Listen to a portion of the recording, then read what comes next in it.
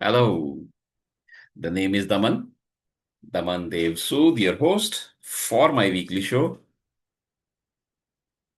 9 a.m. IST. The experiment with day still continues. Next week onwards, I'll attempt to make it every Saturday, 9 a.m. IST. Every week, I pick up a topic of concern to me, which I believe is a topic of concern to you all also. The topic may be about business continuity management, risk management, crisis management, disaster management, information security, sustainability, environment, resilience, or organizational resilience. The concerns about the society. Last week, I committed to make a series of these episodes around learnings from the old ancient Indian wisdom. In this episode 2, I will talk about Chitragupta, the great record manager, record keeper, or the world's first records manager. There are some professions we celebrate every day. Doctors save lives, scientists make discoveries, teachers shape futures.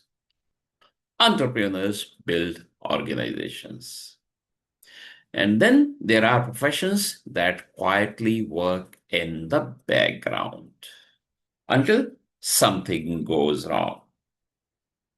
Suddenly, everyone wants to know where the records are, who approved the decision, what version was correct, where is the evidence, what happened 5 years ago.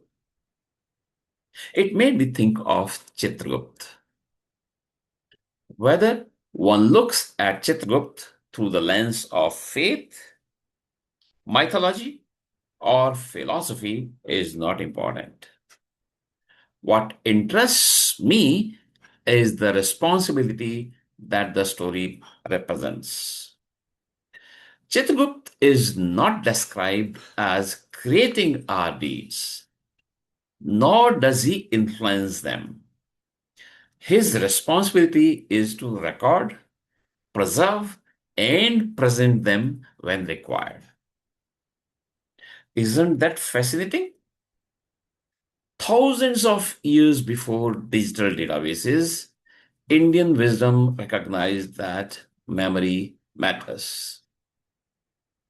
Today, every organization creates enormous quantities of information: contracts, drawings, emails, research, designs, board papers, and customer interventions.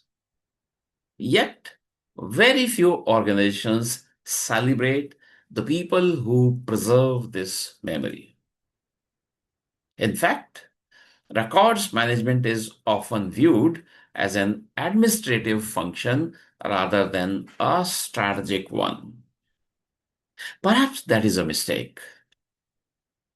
Leadership changes, employees retire, technologies become obsolete, but the organization survives because its memory survives. Whenever memory becomes unreliable, continuity becomes fragile. This made me ask another question. Do leaders really own organizational information? Or are they merely temporary custodians? Every CEO inherits knowledge created by earlier generations. Every employee learns from work performed before they arrived. Every researcher builds upon someone else's discoveries. We inherit far more than we create. The inheritance carries responsibility. Perhaps success should not only be measured by what we build during our tenure, but also by what we preserve for those who follow us or who will follow us. My top tips for today, only one and simple. Don't think like an owner, think like a custodian because ownership ends, custodianship continues.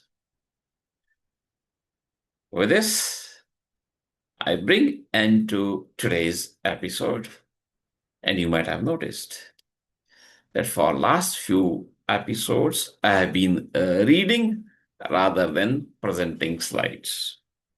One of the benefits is that some people say, Daman, we listen to the recordings while we are driving. So audio is enough. We can't pay attention to the slides. Second reason is that most of these readings have been chapters from my book. And third benefit is that from 15 minutes, I've been able to bring the duration down to 5, 7, 10 minutes. Closing today's discussions, which were about Chitragupta from Indian wisdom, perhaps world's first record manager. The custodian, as I'm saying, we all need to be custodians of the memory that we inherit. And we must leave it.